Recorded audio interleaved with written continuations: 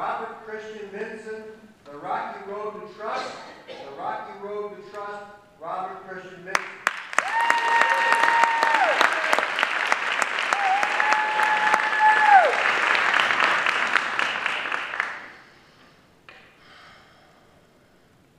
Have you ever heard anyone say, "I'd be such a happier person if only I had not believed in myself so much"?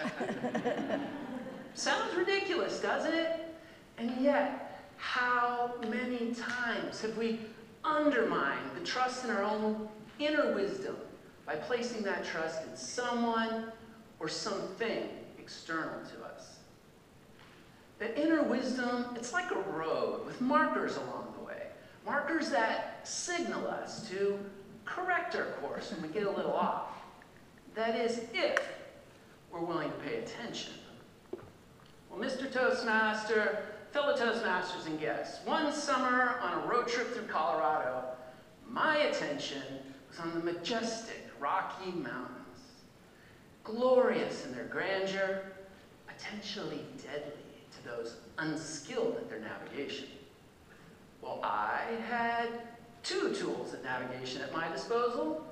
First, my GPS, Global Positioning System. And two, my GCS, Gut Check System. But because I had such implicit faith in that magic little box, I told my gut to take the day off. Well, the GPS charted my route from Aspen to Crested Butte, Colorado, over some of the taller peaks of the Rockies, through a channel called Pearl Pass, to get me to my destination in about 2 hours' time. How simple could it be? Well, I got on the road driving. I called my contact in Crested Butte. I said, "Hey, I'm really looking forward to seeing you. Yeah, I should be there in about 2 hours. The GPS has me going over Pearl Pass." She said, "Pearl Pass?" in a concerned tone. "I'm not sure you want to..." Just then, the phone went dead. Well, I wonder what she was going to say, I thought to myself. But the next thought, because my gut was taking a break, was, I guess it doesn't matter that much, and onward I went, blasting right through the very first warning marker on that road of inner wisdom: blissful ignorance. Well, the GPS came on. "In 200 meters, turn right." They always sound so smug and self-assured, don't they? But obediently, right I turned onto a 2-lane dirt road running right down the middle of a campground. Interesting, I thought, but I continued on. Miles past, the dirt turns to rocks. The 2 lanes shrink down into 1. So again, I thought, this is kind of strange for a mountain pass. I mean, what if somebody's coming from the other direction? How are we going to get around each other? And by the way, how come I haven't seen anybody coming from the other direction yet? Well, despite these logical questions, I pressed on, right through marker number 2, delusional optimism. I'm on a Rocky Mountain adventure, I told myself, in my 4-wheel drive, Jeep Grand Cherokee, luxury edition. But when the path only got steeper, slower, more rocky, and definitely more treacherous, I muscled my way through marker number 3, ego justification. I'm not gonna quit. Robert Christian Vincent never quit.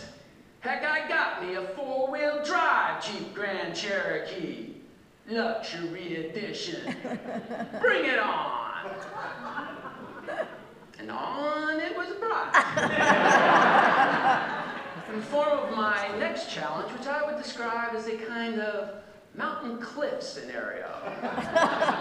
Sheer wall on one side, sheer drop on the other, with a path only inches wider than the vehicle.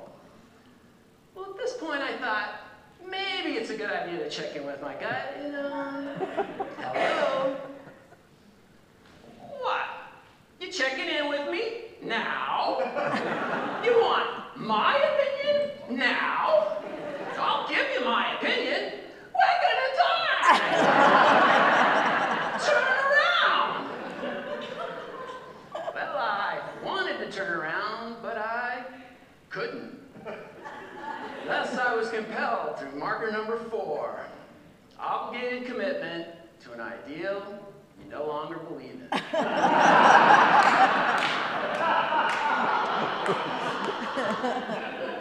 Well, reluctantly, I continued on. That is, until rounding a corner, the rocky road turns into a rocky riverbed. That's right, literally, water was coming down the path and right over the edge. Well, at this point, I had to concede that my gut was probably right. No matter how slim, I stood a better chance of survival by trying to turn around than by continuing on up that mountain. As a result, for the better part of an hour, I engaged in a painstaking 100-point turn.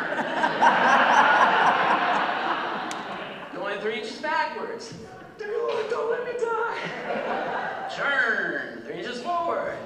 Did I tell you I'm thinking of going back to church? Turn 3 inches backwards. I want my mommy. Turn forward, back, forward. Finally, I get that Jeep turned downhill. Just then, the GPS comes on. Make a U-turn. And proceed on your programmed route. I guess that's why they call it artificial intelligence. Well, you can imagine how relieved I was to make it down that mountain in one piece. And let me tell you, I learned my lesson to trust my inner intuition. Now, how about you? Is there anywhere on that road of life where you may be ignoring one of the signals, signaling you to change your course a little? I say, trust yourself. Trust yourself first. Trust that superior navigation technology, the gut check system, and let your GCS guide you through the rocky roads of life. After all, the saying goes, to err is human.